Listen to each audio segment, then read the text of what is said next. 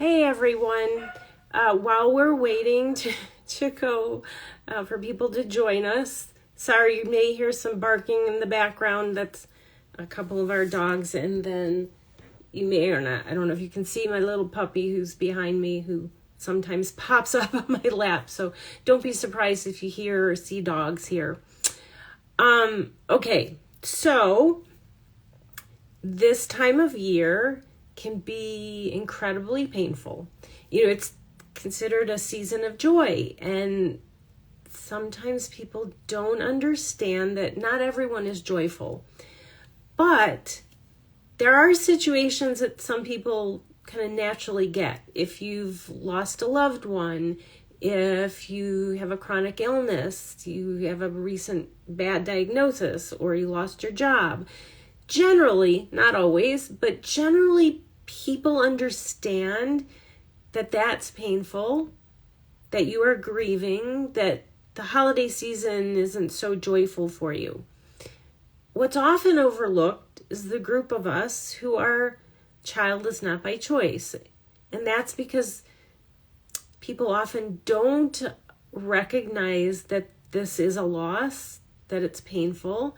People don't understand that we grieve over this. So it kind of comes as a surprise to a lot of people that there's a lot of pain that comes with this season. So that's what I'm talking about in this series. And tonight it is talking about, okay, what do I do now that I have this invitation or invitations? Because going to things can be painful and not going to things can be painful as well. So if you're joining me live, say hi. Let me know you're there and where you are in the world. And if you're watching this on replay, type #replay.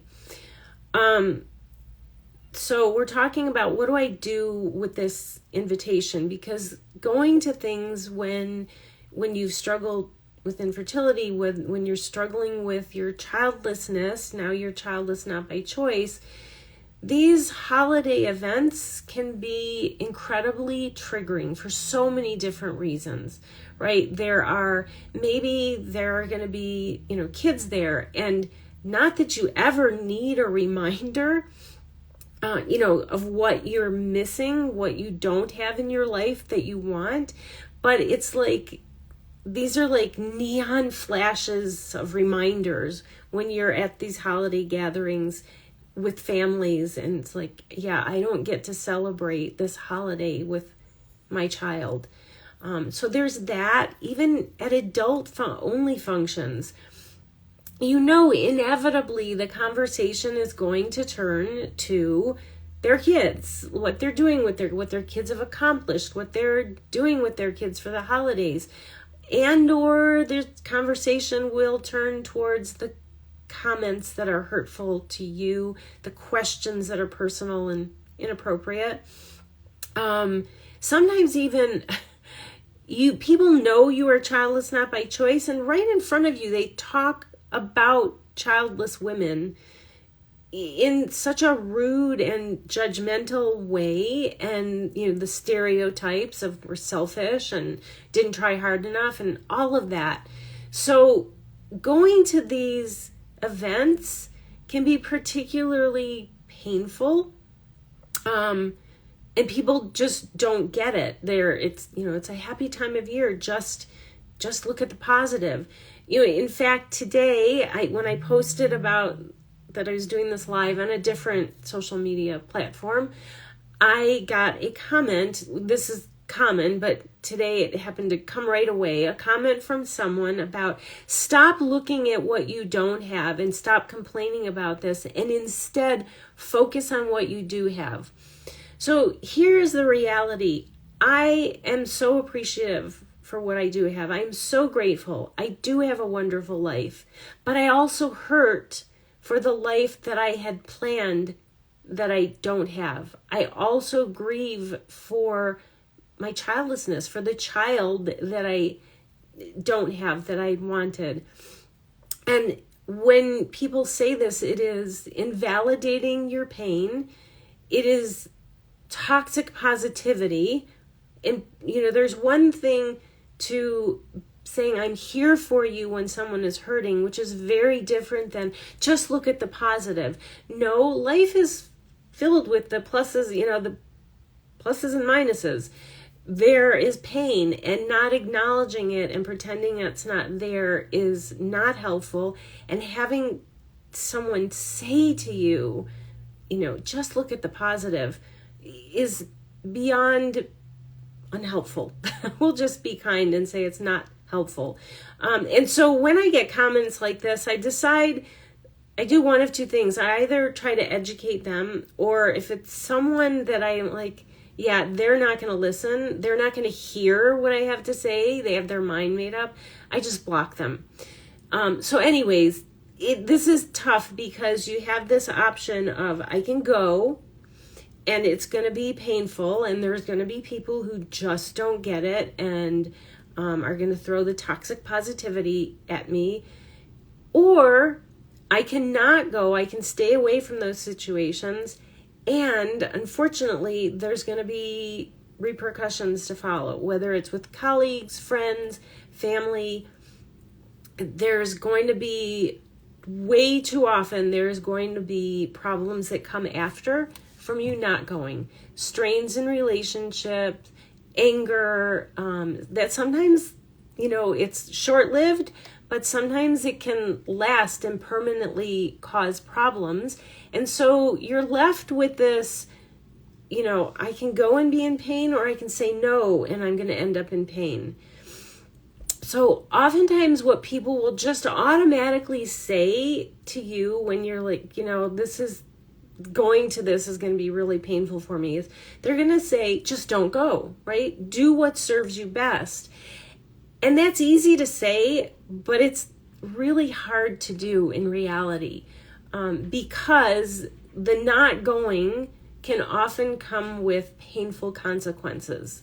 So I never say to anybody, just don't go, as if it's an easy thing to do, as if it's an easy decision, or as if not going is going to rid you of all the pain.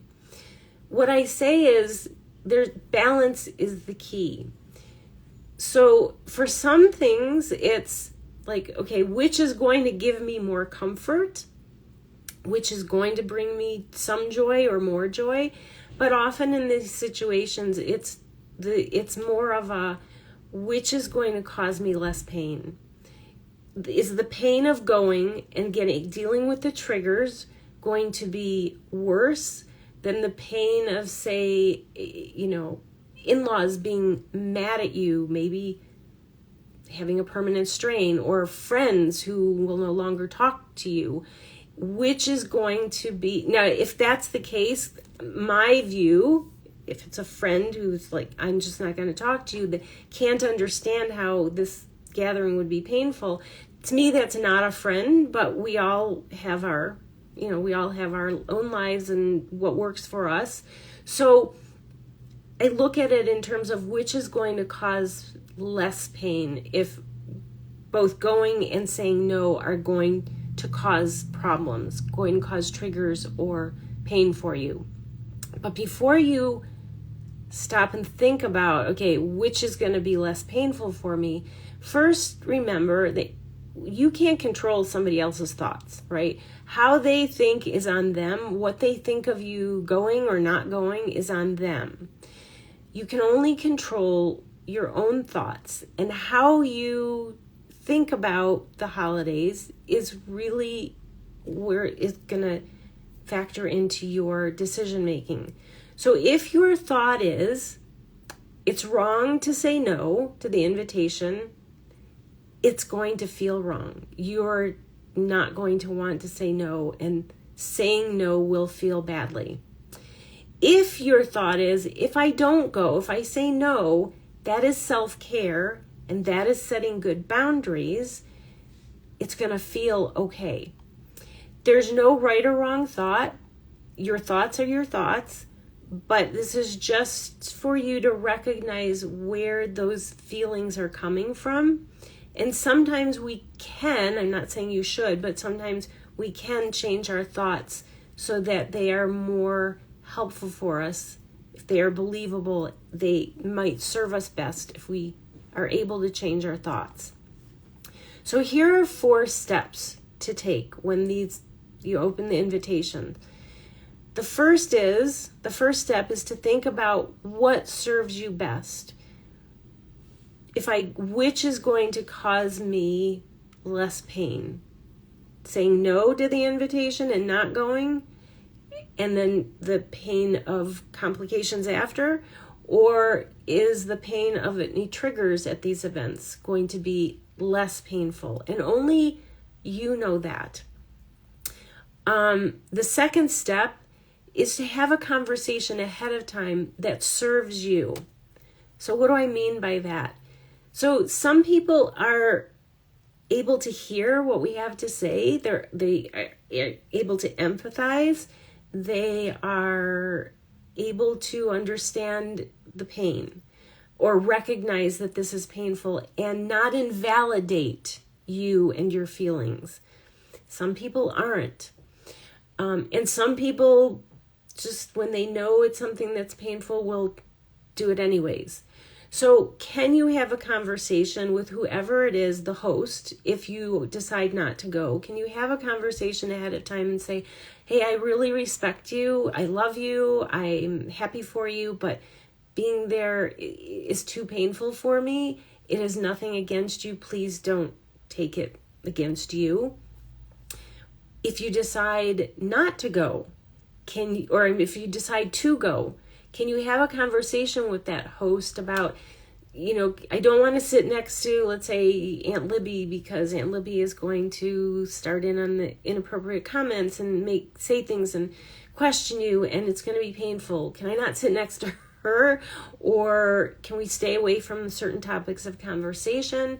If the host isn't someone that, you can do that with, is there someone there who will be there who can be an ally that you can say, when they start talking about whatever topic, it triggers you, can you change the subject and let's talk about something else? Because when that happens, I can't think clearly. Or, can you sit between me and Aunt Libby, or whatever it is that you need? Can you find an ally and talk to them ahead of time? And sometimes, unfortunately, there are people who you can't talk to. So for me, honestly, I have a relative who, when she knows that something is painful for someone, she deliberately either does it or talks about it and says it, and not just brings up a topic that's painful, but does it in front of everybody and makes you the center of attention and really just pushes, right? So I've learned not to respond and not to ever let her know what are the things that trigger me, because if I tell her, she's going to bring them up. Okay, that's the reality. We all have different people in our lives. Some are supportive, some are less so, and some go to the opposite direction. So the second step is have a conversation ahead of time that serves you with the person who can be helpful for you. The third step is, if you decide to go, have an entrance and exit plan. So, if there's time before a dinner where dinner, you're sitting at a table, you only have to talk to the people around you, you only have to hear their stories about their kids. Can you can get through easily, but the time before, when there's appetizers and drinks, and you're mingling and in large groups, hearing all the stories that are painful, don't go to that. Or just plan ahead of time. I can't be there for the whole, maybe it's a buffet. I can't be there for the whole dinner. I'm just going to be there for part of it. Have an exit plan, both an exit plan for during the event and for the ending it. So maybe you're at an event and you are enjoying it, but you are starting to get overwhelmed, but not to the point where you want to leave. Have an exit plan to know where the bathroom is, to go take a break, go out, walk outside to, get some fresh air. And then have an exit plan for leaving. You don't have to stay the whole time. Let the host know ahead of time. Sometimes just leaving early can feel like so abrupt and rude, and just isn't comfortable. So let the host know ahead of time that, you're going to be leaving early. You have an early class, early start time at work, or whatever it is that is reasonable for you to say, I'm going to leave early. And quite honestly, you don't need to give an excuse, but I also know that is sometimes hard to do. So if you're someone who's not quite at that point where you can just say, I'm going to be leaving early and leave it at that, have something planned to say to them as a reasonable, excuse, if you will, for why you're leaving. So have both an entrance and an exit plan. And then the last step is, there's two parts to it. The first is, so the step is, if you decide not to go, have a plan for yourself, but there's two parts to it. The first part is to remind yourself that not going is self-care and setting a healthy boundary and taking care of yourself. The second part of that is to plan something for yourself that will give you a measure of comfort, if not be something fun. So maybe for you, it's what you'll enjoy is sitting on the couch with your dogs, binging on Netflix, or going out with friends who understand, what you're going through, or having friends come over, going to a movie. Maybe what will give you a sense of comfort is taking a hot bath and going to sleep early, and so you can forget that this event is even going on. But do something for yourself. Okay, let's go. I'm going to recap the 4 steps. The first is, what serves you best? Is which will cause you less pain? Will going and dealing with triggers cause you more or less pain than not going and dealing with the repercussions from whoever you're saying no to? The second step, have a conversation ahead of time, whether you're going or not, with the host about what it is, or an ally, about what it is that you need to help manage your pain. The third step, if you're going, have both an entrance and an exit plan. You don't have to stay the whole time. And the fourth step is, if you go, or if you decide not to go, 2 parts to that. First, remember that is self-care and it is good and healthy. It's not selfish.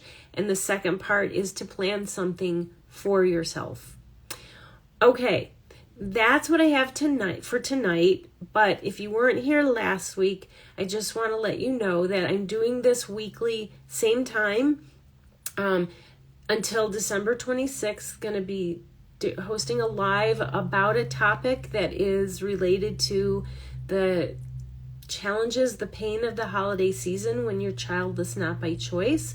So if you have specific questions that you want answered, or you want me to talk about specific topics, send me a message or email me at gail@pathonward.com, or put it in the comments. Hey, can you talk about this in one of these lives? Next week, November 21st, I'm going to be talking about the things people say, because we are unfortunately very used to people making inappropriate comments, like judging us and saying things that are hurtful. We're very accustomed to all the personal questions that are inappropriate and that trigger us. But especially this time of year, it's like they're coming out of the woodwork. It's like we hear all of this even more so than usual. So I'm going to be talking about that and strategies to deal with it. All right. Again, if you are watching this on replay, type #replay in the comments and let me know where you're where you are in the world, and then also let me know if there's anything particular you want me to address. All right. Have a wonderful evening, morning, wherever you are, whatever time it is, and I will see you next week. Bye-bye.